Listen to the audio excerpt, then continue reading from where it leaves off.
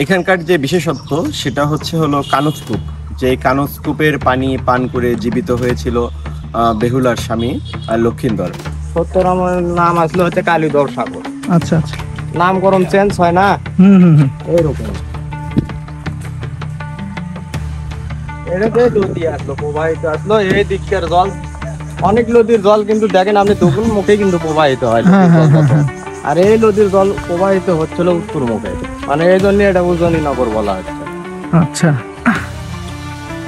আর এটি পদ্মার ওই বেহুলা লক্ষিন্দর ভেলা ভাসে ভাসে আসছিল এই জায়গাতে। এই জায়গা ওই সামনের ওই যে শিবের বাড়ি আছে ওই বাড়িতে উঠছিল।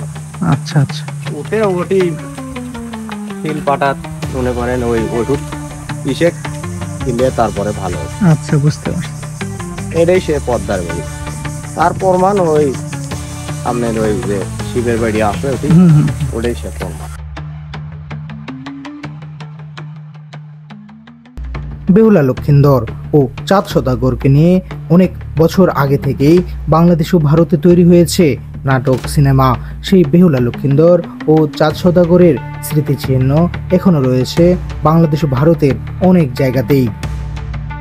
আজ এমন এক জায়গায় আপনাদেরকে নিয়ে যেতে চলেছি যেখানে বেহুলা তার মৃত স্বামীকে নিয়ে ভেড়ায় চড়ে এসেছিল তার স্বামীর প্রাণ ফেরাতে, এবং সেখানে এমন একটি কূপ রয়েছে যে কূপের পানি খেয়েই নাকি বেহুলা স্বামী লক্ষিন্দর প্রাণ ফিরে পেয়েছিল। নতুন একটি ভিডিওতে সবাইকে স্বাগতম। আমি জিহানুর জিথু। আজকে আমি এসেছি কাহালু উপজেলার পাইকর ইউনিয়ন যোগীর ভবন যে মন্দিরটা আছে এই মন্দিরটিতে। এই মন্দিরের আসলে অনেক ইতিহাস রয়েছে। এই মন্দিরে যে বেহুলা লক্ষিন্দর আমরা যে কল্প কাহিনী যে শুনি বা বাস্তবিক বা হোক বা কল্প কথা হোক, এই বেহুলা লক্ষিন্দরের এটি একটি স্মৃতি বিজড়িত স্থান। তো আজকে এই মন্দির সম্পর্কে আমি পুরোটা এক্সপ্লোর করব, এবং আমার সঙ্গে আছে আমার বন্ধু হচ্ছে রাকা। তো এই রাকা হচ্ছে এই মন্দির সম্পর্কে অনেক কিছুই জানে। তো এই আমাকে সকাল থেকে আজকে বলছিল যে এই স্থানটিতে যাই, চল। তো আমি ওর কথা শুনে আজকে এই স্থানটাতে আসলাম, এবং এটা আমরা দুইজন মিলে আজকে এক্সপ্লোর করব। আপনারা দেখতে থাকুন। এখানকার যে বিশেষত্ব সেটা হলো কানজকূপ। যে কানজকূপের পানি পান করে জীবিত হয়েছিল বেহুলার স্বামী লক্ষিন্দর। তো চলেন আমি সরাসরি আপনাদেরকে সেই জায়গাটাতে নিয়ে যাই যেখানে পানি পান করে জীবিত হয়েছিল লক্ষিন্দর। আচ্ছা,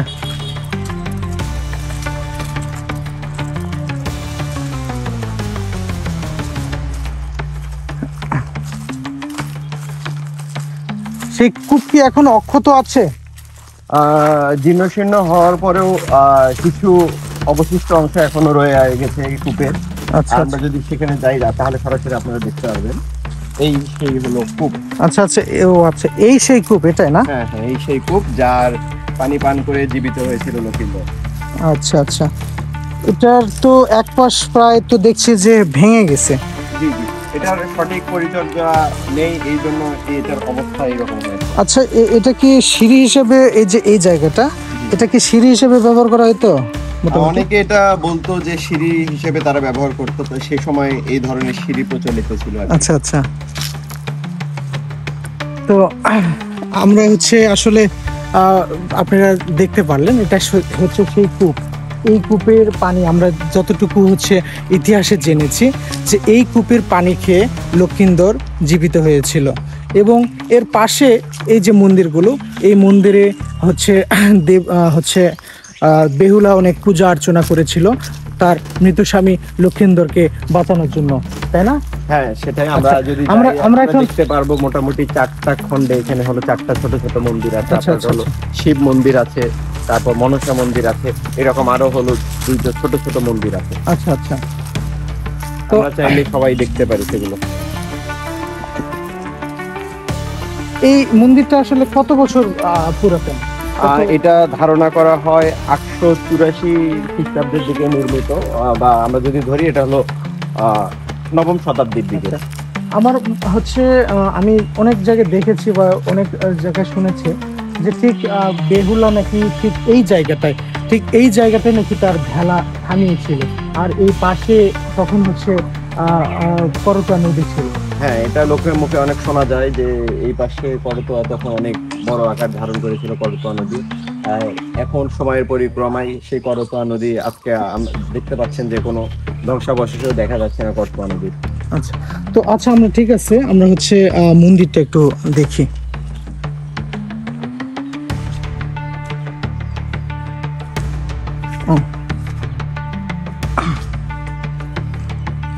এই সেই মন্দির।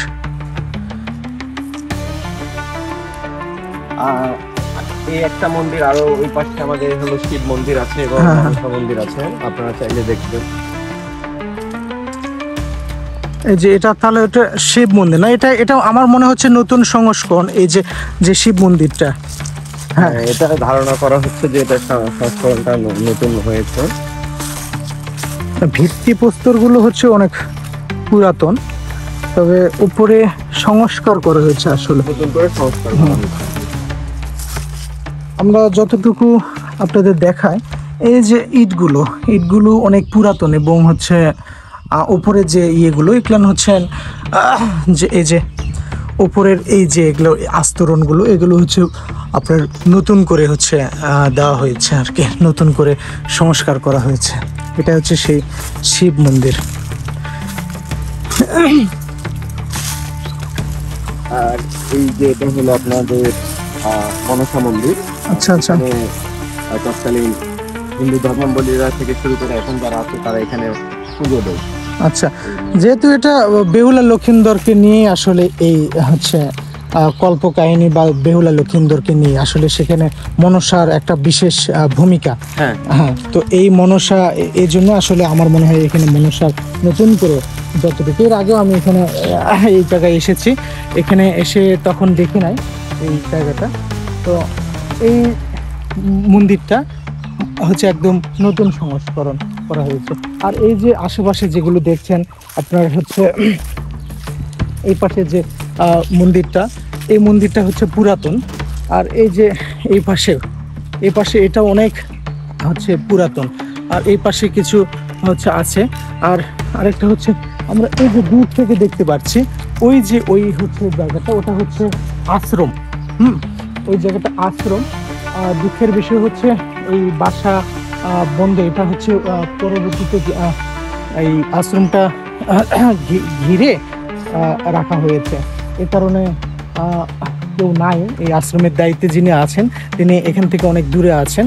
এই জন্য এই আশ্রমটা আর তেমন ভিতরে কিছু নাই, শুধু ওই হচ্ছে পুরাতন ওই হচ্ছে যে দালান ছাড়া আর কি।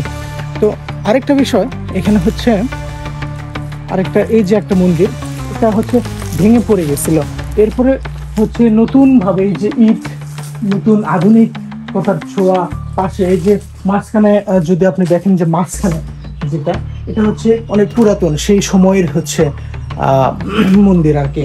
আর এই পাশে দেখবেন নতুন করে আধুনিকতার ছোঁয়ায় মানে নতুন করে ইটের গাঁথুনি তোলা হয়েছে, যাতে এটি আরো দীর্ঘ বছর, আরো দীর্ঘ সময় ধরে এটা টিকে থাকে এবং আমরা দর্শনার্থী যেন এখানে এই দর্শন নিতে পারি। এছাড়াও এই মন্দিরটাতে অনেক ধরনের হচ্ছে যোগী, তারপরে হচ্ছে অনেক সাধু সন্ন্যাসী, বড় বড় হচ্ছে যারা হিন্দু ধর্মাল হচ্ছে বলি আছে, তারা এই জায়গায় আসতে এবং এইটাকে ঘিরে এই এলাকায় অনেক বড় মেলারও আয়োজন করা হতো এবং হয়।